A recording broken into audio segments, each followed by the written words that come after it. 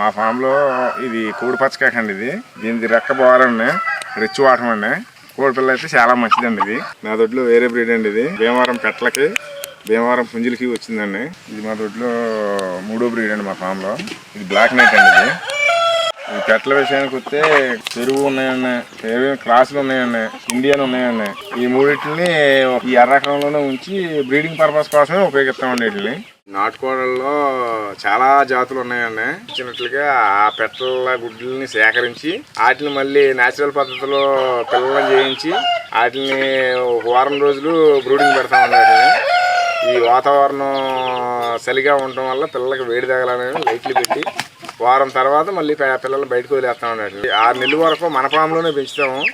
6 నెలల తర్వాత మళ్ళీ గాబుల్లో వేస్తాం. వాటిని గాబులు వేసాక అప్పుడు వచ్చిన వాళ్ళకి ఏది కావాలంటే అది సేల్ చేయడం జరుగుతుంది.